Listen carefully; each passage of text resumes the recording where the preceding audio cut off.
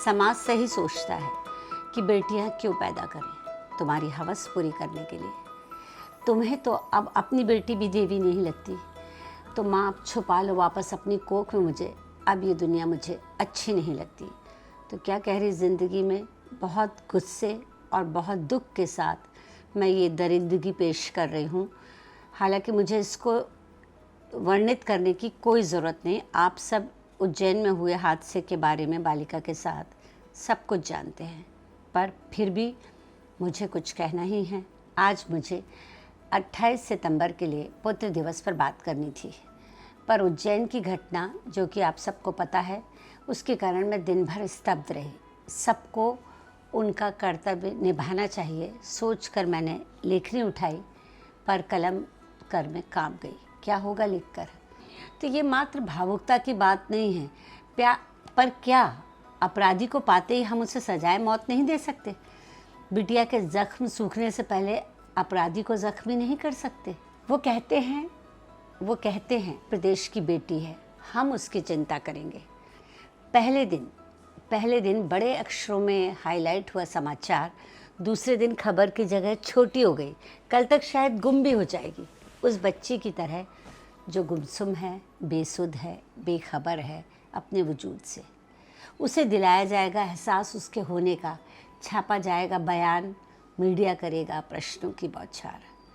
प्रशासन और शासन से क्यों हुआ, कैसे रोका जाए, इस पर कमेटी बनेगी। बेचारी बालिका अंदर से झुलसी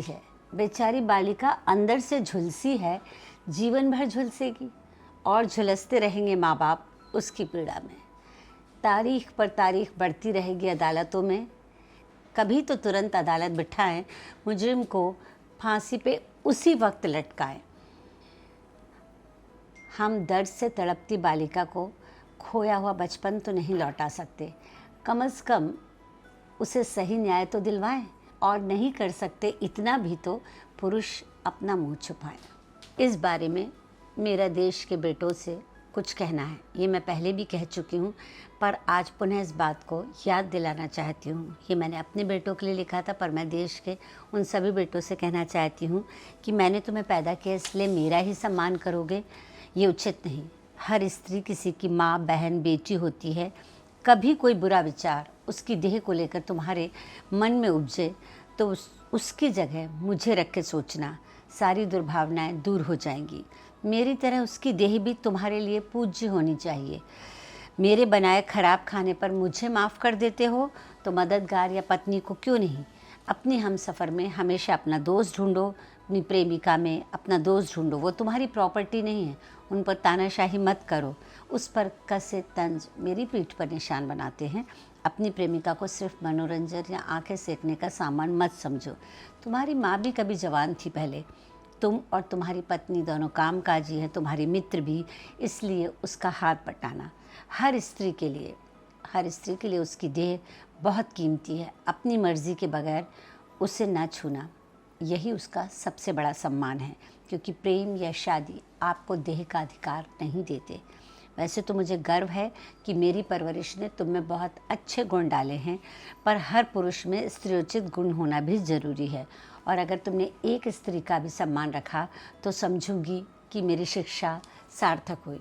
तो यानी कुल मिलाकर बात ये आती है, बचपन में स्त्री से दो तरीके के व्यवहार तो एक ही तरीके का किया जाता है, पर जैसा भी व्यवहार करता है, अगर पिता बहुत असम्मान के साथ पुत्री के साथ व्यवहार करता है या पत्नी के साथ व्यवहार बुरा करता है तो लड़का उसे देखकर सीखता है।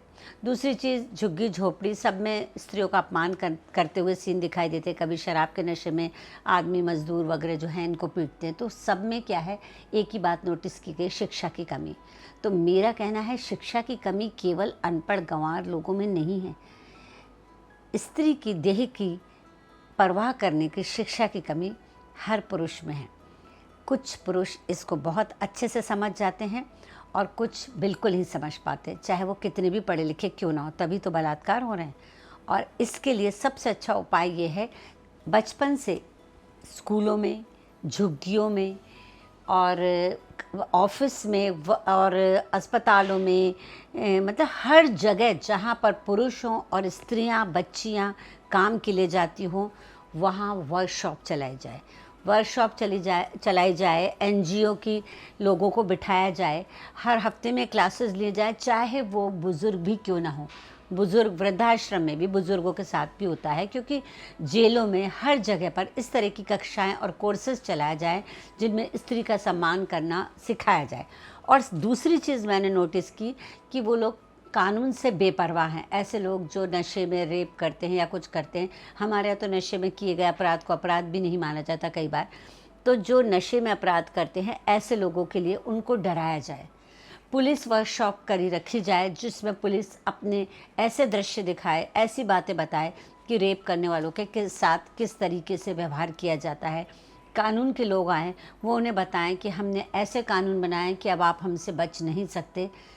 और सिर्फ भाषण देने से कुछ नहीं होगा, केवल आर्थिक मदद देने से कुछ नहीं होगा। हमें सुरक्षा भी चाहिए हर स्त्री को, चाहे वो पैदा हुई बच्ची से लेकर 90 साल की औरत तक क्यों ना हो। भारत में हर स्त्री को सुरक्षा चाहिए, ये हमारा अधिकार है।